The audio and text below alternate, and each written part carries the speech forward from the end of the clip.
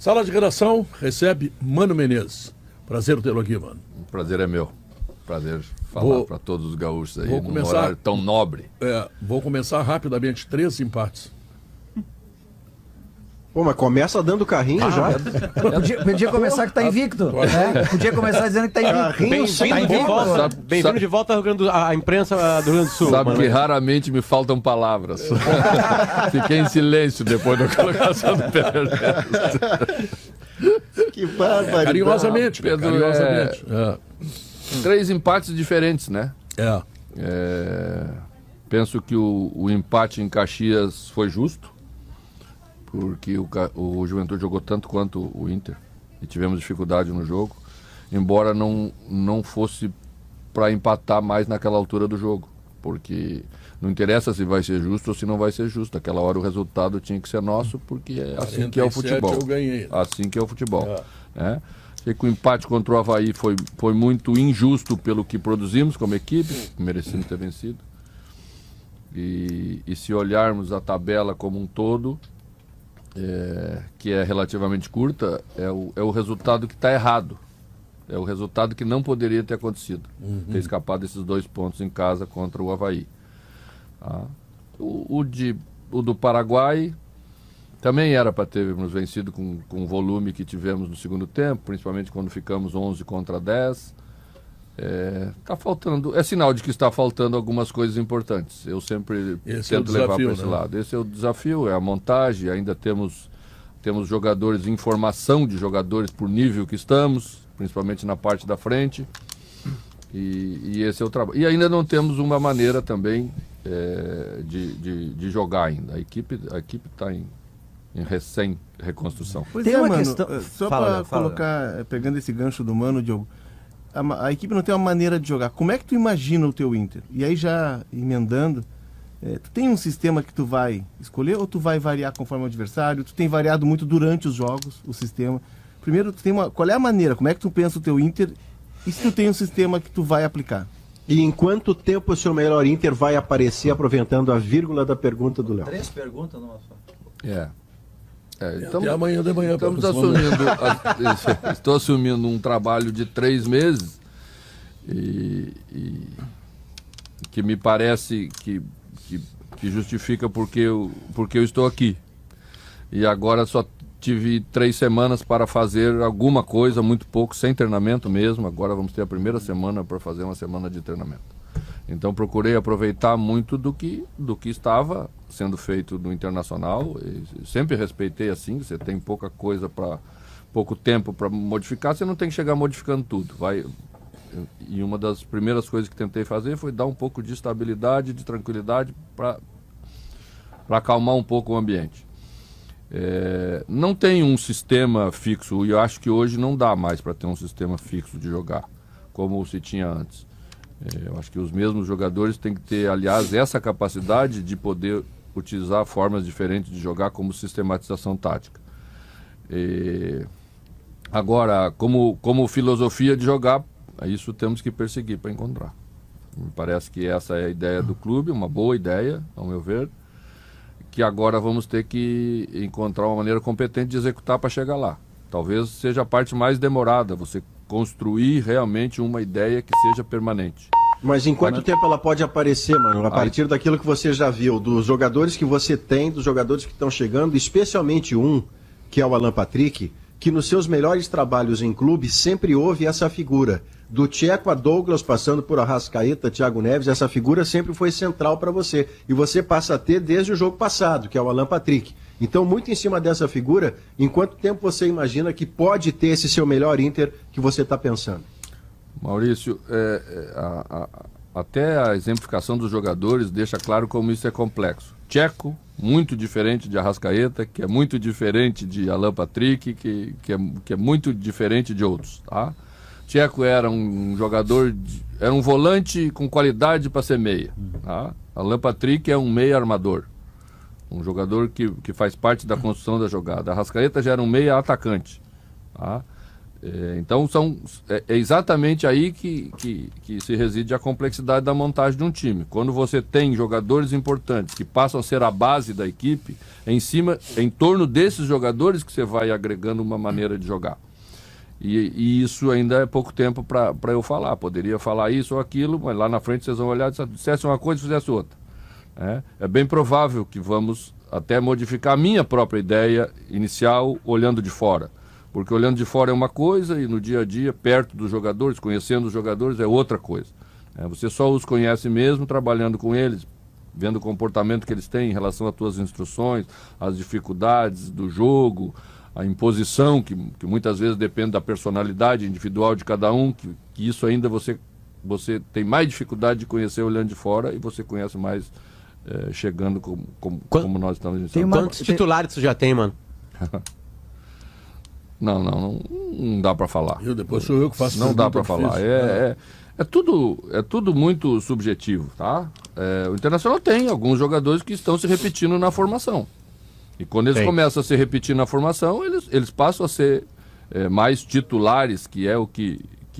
Mas o que eu quero mesmo é exatamente definir uma ideia para que todos que entrar na equipe saibam exatamente como se comporta nas funções que... Mais importante do que o sistema, que é que tu me perguntaste antes, são as funções. Porque quando as funções estão claras, você sabe que naquela função o jogador faz isso. Tem que saber fazer. Só para completar de cima disso, onde que o Edenilson vai voltar para a seleção brasileira jogando no teu time?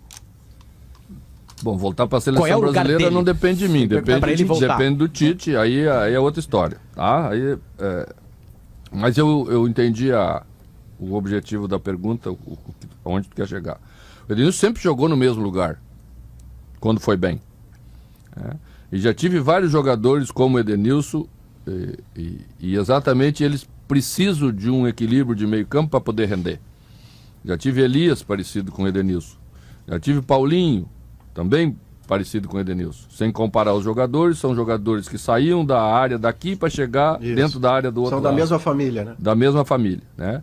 E para esses jogadores poder fazer isso e isso ser um acréscimo para a equipe, ele precisa de estabilidade do outro médio. Quase que precisa de uma terceira perna de jogador no meio campo. Espelhar, né? Para eles equilibrar. Quando o Edenilson subir, você tem um jogador que fica no meio campo para dar estabilidade, porque muitas vezes ele vai lá e a gente perde a bola. O problema é esse, né? É bonito quando chega lá, eu gosto também, mas de vez em quando começa a dar uma distância na equipe que começa a trazer muitos prejuízos, porque os outros também são bons, os outros estudam a gente, os outros sabem o que querem fazer. Por exemplo, assim, bem objetivo, o Juventude no jogo passado colocou o Chico na extrema. Eu tenho certeza que o Eduardo botou o Chico ali naquele lado, pelo lado esquerdo, para entrar nas costas do Edenilson, quando o Edenilson subisse.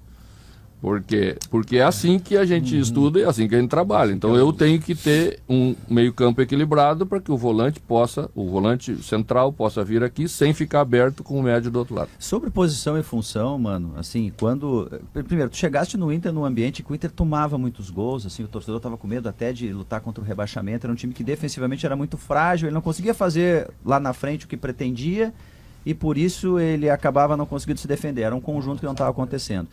E aí, quando fosse jogar com o Fluminense, eu lembro que a gente discutia, olha, agora o Mano vai se fechar e é isso que vai fazer com aqueles primeiro. Volantes todos. Aí isso que eu queria dizer, essa questão da função. E aí tu se defende muito bem contra o Fluminense, muito bem. O Inter não foi agredido praticamente contra o Fluminense. E tinha Wanderson, tinha Depena, que foi uma descoberta, digamos assim, as capacidades desse jogador, tinha Alemão, tinha o próprio Edenilson. Não era um time com jogadores de ênfase defensiva e mesmo assim o time se defendeu. Tu acha injusto, de alguma maneira, um rótulo que pode ter pegado em ti, apesar dos trabalhos que tu tivesse diferentes desse? É um treinador que se defende, ponto. A simplificação sempre é injusta, né? Você dizer que esse é assim ou esse é assado, às vezes você é assim por circunstância, né? O último trabalho com sucesso foi o trabalho do Cruzeiro. Eu fui bicampeão da Copa do Brasil com 7 jogadores acima de 32 anos no time. Isso leva a gente a jogar de algumas maneiras, porque são 7 jogadores de 32 anos. preservá-los de Essa alguma conta maneira. chega no jogo. É. Se você não tiver a estratégia de preservá-los de uma maneira de jogar, não expondo tanta equipe, os últimos 20 minutos você vai pagar um preço muito grande. Ainda mais no nosso calendário. E o adversário cobra, né? O adversário cobra. Então isso te traz algumas questões. Mas eu sempre gostei de jogar com um jogador como o Pena, por exemplo, na função de médio. É que, por exemplo, Cruzeiro, a gente colocou o Ariel Cabral. O Ariel Cabral nunca tinha sido volante na vida. O Ariel Cabral era meia no Vélez, quem acompanha futebol sul-americano sabe. Então eu o coloquei ali exatamente para dar essa estabilidade de equipe para o outro jogador que precisava trabalhar com um pouquinho mais de liberdade. Quando eu trouxe Elias para volante, nunca tinha sido volante na vida. Era a segunda atacante que baixou para meia na Ponte Preta, que virou volante no Corinthians. Então, a gente sempre procurou ter um meio de campo que joga futebol, porque eu gosto que as minhas equipes joguem futebol, eu acho Só lembrar do Perdigão no 15 de campo bom, né? É verdade. também nunca tinha sido volante, né? Era um meia. No Atlético e Então no tu Paraná. veja que o histórico meu como treinador aponta para outro caminho. Mas às vezes, para justificar algumas coisas, você faz uma análise mais simples. Não é assim, ninguém sobrevive no futebol brasileiro como treinador durante tanto tempo só defendendo.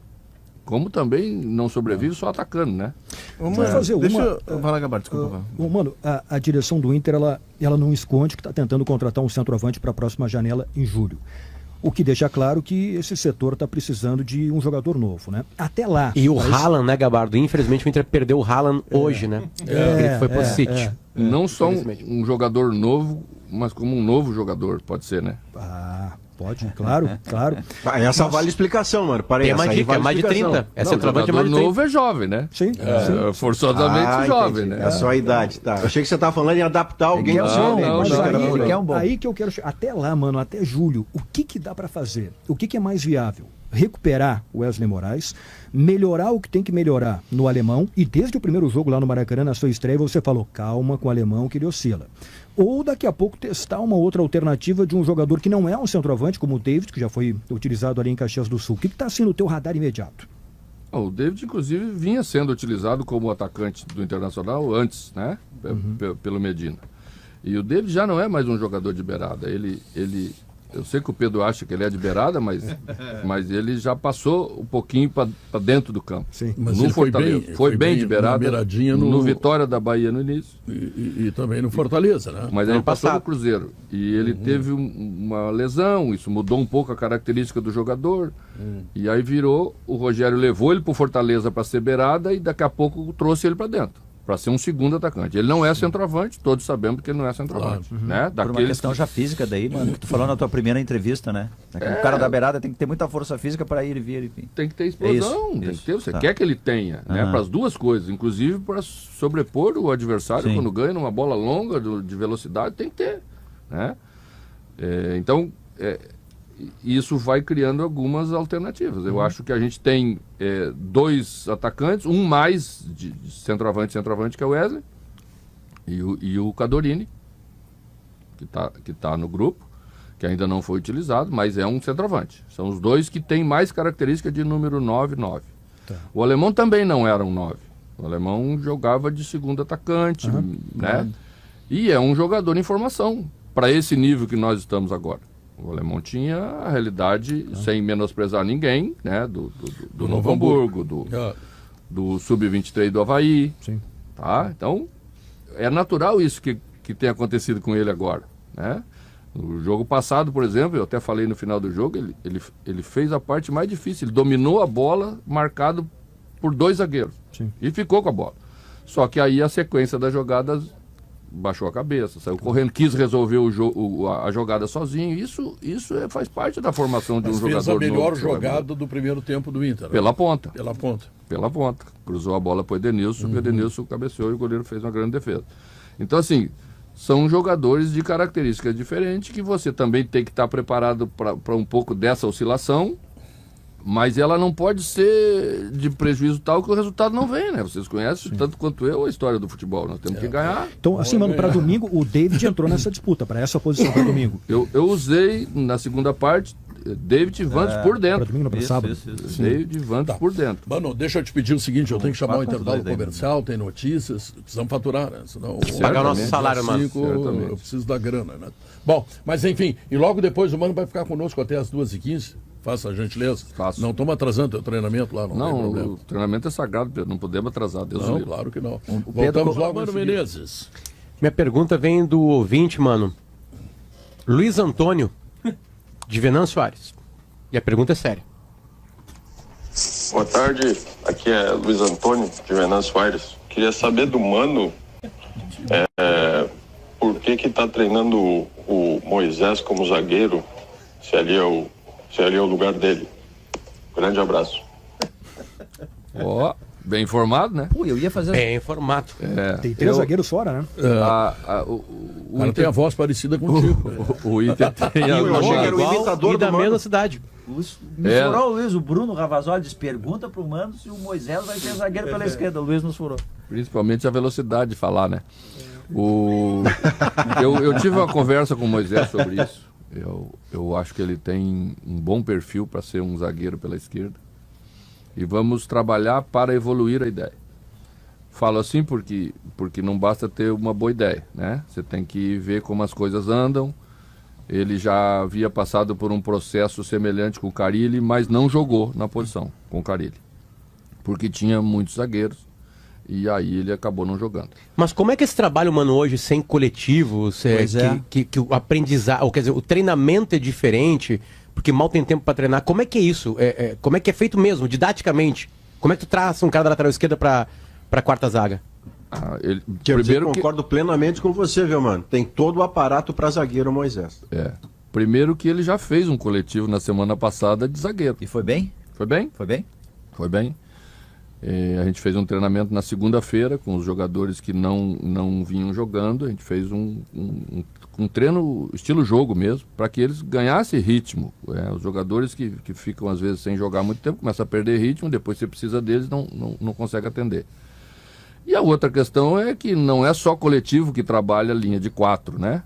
Você faz um trabalho de posicionamento de linha de 4 mesmo, com um volante apenas à frente, fica rodando a bola, faz a equipe do adversário chegar a bola nos lados, nos laterais, e eles ficam fazendo o trabalho de cobertura, de posicionamento, de combate, de diminuição de espaços, e você faz muito esse trabalho. Aliás, ele surte mais efeito do que um coletivo, na prática, para correção de defeitos. E o Tyson, nesse treinamento, avançava dentro da área do Moisés ou avançava no lateral esquerdo? O Tyson jogava no meio, lá dentro da área, ao lado do centroavante, entre aspas, ou é um cara de ponta do meio? Onde é o lugar do Tyson? Estava no DM. Daqui 3 semanas Não ele... participou do treinamento, Tyson, ele- estava no DM. O Tyson, ele é meia, ele é Não, eu segundo- entendi a tua pergunta, não vou te deixar sem resposta. O Tyson não tem mais como jogar na extrema. Sempre lembrando que tá falando para milhões de colorados. Claro. Não é para nós. Ó, Potter, perguntei sobre o carteirada do Tyson, se o Potter. Tyson pode jogar na extrema ainda. Eu disse um pouquinho, não tão objetivamente, na entrevista coletiva de apresentação, que os jogadores eles vão modificando as suas características com o tempo, né? Até não citei exemplo, mas hoje posso citar. Cristiano Ronaldo não é mais um extremo como iniciou. Renato, o jogador que jogou aqui como extremo, o da estátua, né? não era mais, quando finalizou a carreira, um jogador de beirada. Hulk, hoje está jogando no Atlético como um atacante, iniciou na beirada. Os jogadores vão ficando mais, uma idade um pouquinho mais avançada, vão ganhando outras coisas, mas certamente vão perdendo as questões de potência, que a função exige sempre a de lado de extremo. Tá? Então, o Tyson está, na minha opinião, nesse estágio agora. É um jogador que ganhou um repertório maior de jogadas, porque vai se desenvolvendo como jogador. Então, vem um pouco mais para dentro, ou vai jogar de segundo atacante, como o segundo tempo do Juventude aí mostrou, né? Com 2 homens de movimentação, mais 2 atacantes, ou como um segundo atacante vindo um pouquinho mais por trás do centroavante principal. Mas aí é ele. Deixa eu emendar aqui, Vai, Maurício. Eu queria resgatar um outro ponto com o Mano. Aí é ele ou Alan Patrick. Um outro ponto que eu queria, que eu acho que tu deu uma entradinha e tu saiu, né? Cancheiro.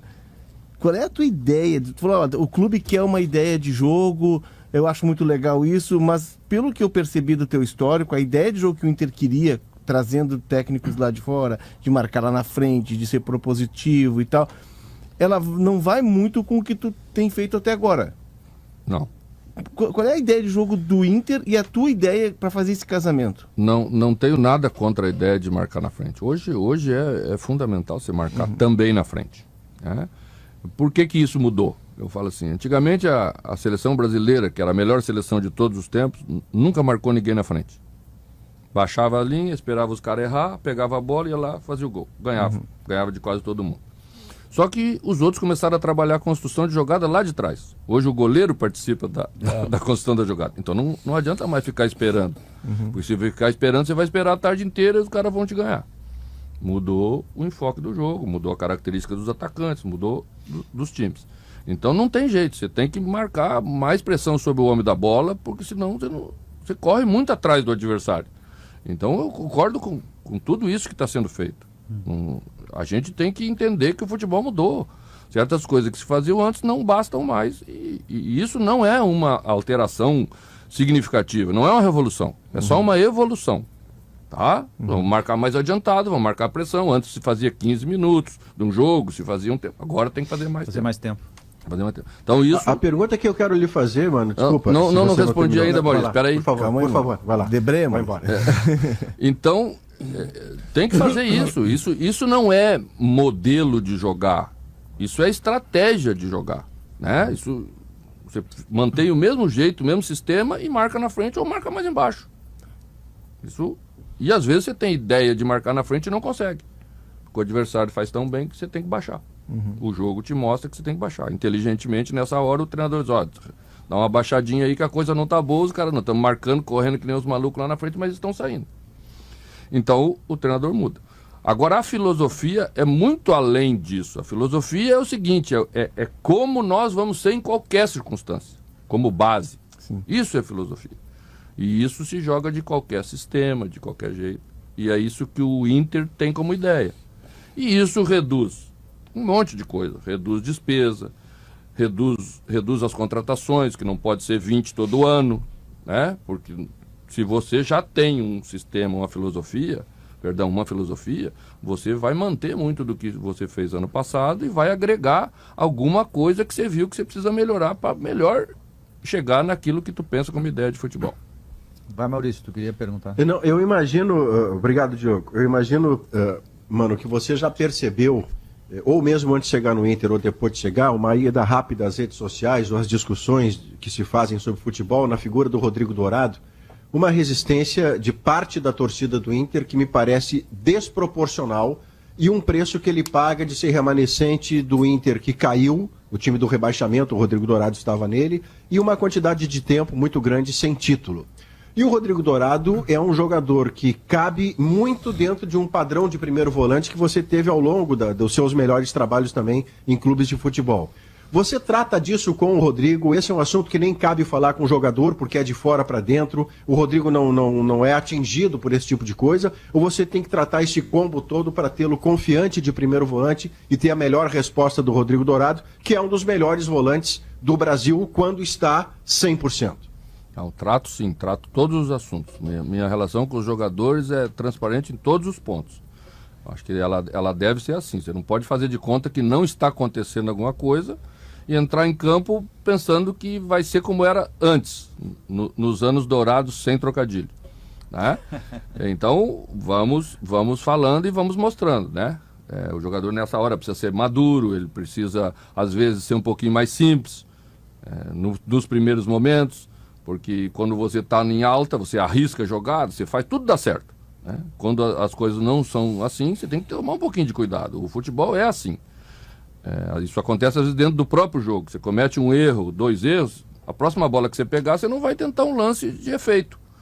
Você já errou 2 vezes, né? Nem está confiante para isso. Então, para ele vale e vale para outros também, né? Porque esse desgaste já vem também para com outros jogadores. Claro que eu acompanho, eu vivo o futebol 24 horas. Eu sei, mesmo que não esteja trabalhando, o que está acontecendo em outros lugares, porque enfrentamos como adversário e às vezes tiramos proveito disso. né? Eu penso que cabe ao treinador tentar recuperar, tirar o melhor de cada jogador, principalmente daqueles que ele acha que tem potencial, né? E é isso que nós vamos fazer em relação ao Dourado. Mano, no mesmo embalo entendendo que o torcedor ainda não o vê, né, como via antes. Falando ainda do torcedor, esses dias eu tive um piripaque aqui no ar, muito indignado com parte da Muito torcida do justo, Inter, muito legítimo o seu piripaque. que vaiou nos primeiros minutos da vida profissional um jogador chamado Estevão no Beira-Rio. Os primeiros minutos da vida profissional. Então a pergunta é sobre base, sobre como tu vai aproveitar e sobre como está a cabeça do Estevão e o que tu acha desse jogador. Veja como é difícil a vida do... O Mano foi campeão da Copa Santiago e tricampeão sub-20 pelo Inter, isso? Vaporizado. Eu fui campeão sub-17 pelo Sub-17, Inter, perdão. invicto, em 2000. Isso. Fui campeão em Santiago, em janeiro de 2001. E fui campeão da Copa do Brasil de Juniores em metade de 2001. O Potter tá pulando lá no agora. Rio de Janeiro. A vida do treinador nesse aspecto, por que às vezes o treinador escolhe um jogador mais maduro em detrimento de um jogador mais jovem? Porque para ele é mais seguro. É lógico que o jogador mais maduro oscila menos, né? Ele pode não ser de alto nível, mas ele já é mais preparado para aquelas situações. Sempre que você coloca um jovem, a tendência é ele oscilar mais. E valeu o caso do Estevão. O torcedor, ao mesmo tempo que ele fala que tem que colocar jovens, ele é o primeiro a criticar quando o jovem não dá o resultado que ele quer lá dentro. Não existe milagre nesse negócio, né? A gente tem que ter um pouco de paciência. É claro que o técnico tem que ter a sensibilidade de tentar achar a melhor maneira, mas acho que são jogadores... O Inter tem na base, tem no grupo principal, alguns jogadores bem jovens, bastante talentosos, né? E eu vou, juntamente com a equipe toda de trabalho do Internacional, do Paulo, do William, que são as pessoas responsáveis pela condução do projeto, elaborar alguma coisa que dê sequência a esses jogadores ao chegarem no profissional. Porque hoje eles só estão chegando no profissional.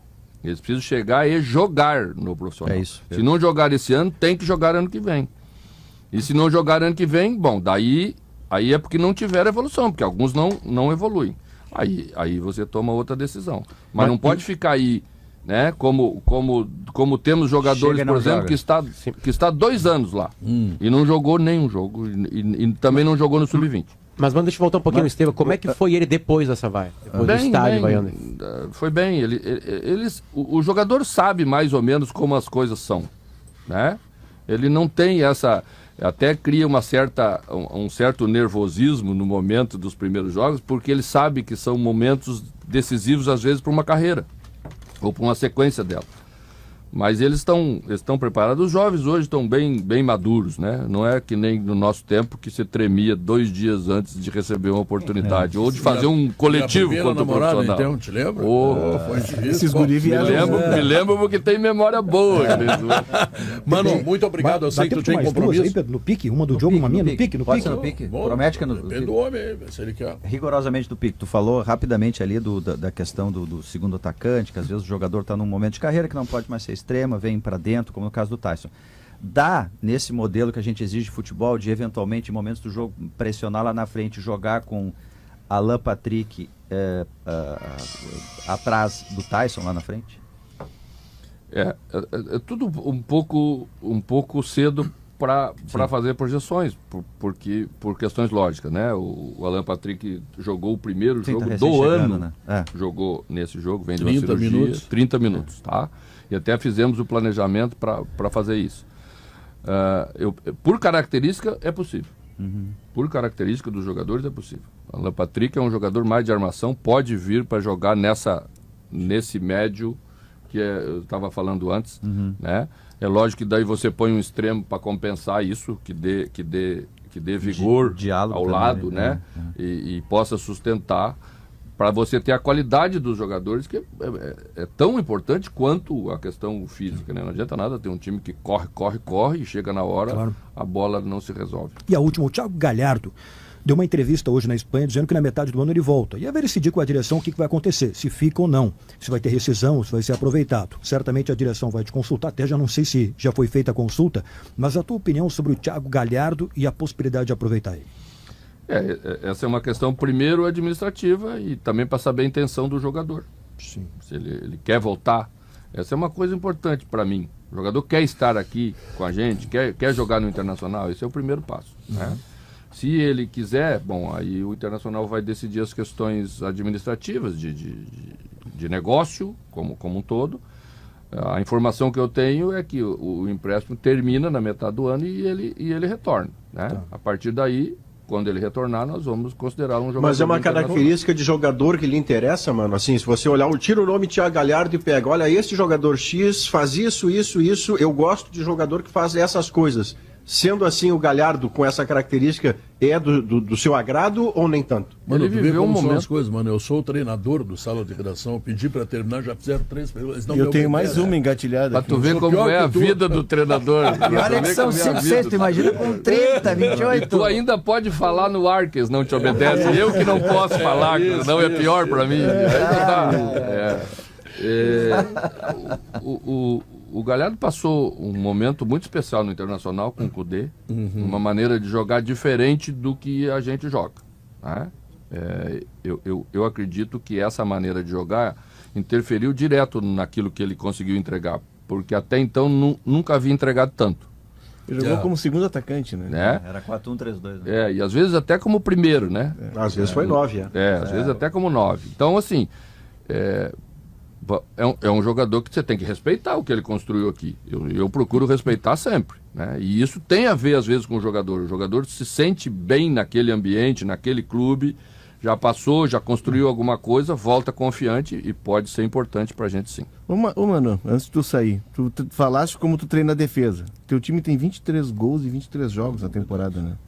Como é que treina o ataque? Tá indo pro Beira-Rio agora para começar a apurar a parte ofensiva. Como é que tu treina o ataque? Bom, bem objetivamente, tá? Chegamos 60 vezes na última parte do campo contra o Avaí. 60 vezes. E na minha opinião, poderíamos ter feito melhor com esse número tão grande, 60 vezes chegado no último terço. Então, eu coloco a equipe no último terço, porque chegamos bem até aí. Então, dali para frente, nós vamos treinar para ter mecânica, para ter movimentos de profundidade, quando é que vamos romper a linha, quando é que não vamos romper. E você faz trabalho de 8 contra 8 e fica aí repetindo até as coisas melhorarem. Elas melhoram, é o que precisamos fazer. Né? Essa é uma coisa que a mim me surpreendeu, porque com a proposta de jogo, de trabalho que tinha antes, essa era uma parte que já tinha que estar melhor desenvolvida, porque se o trabalho era de pegar a bola e ser propositivo, então você ia estar mais vezes na situação de último estágio. Então isso já deveria estar mais desenvolvido, é uma coisa que nós temos que fazer. Mano Menezes, muito obrigado pela gentileza de comparecer aqui no programa e muito sucesso no teu trabalho. Obrigado, um grande abraço a todos. Valeu. Intervalo comercial, Sala de Redação volta em seguida.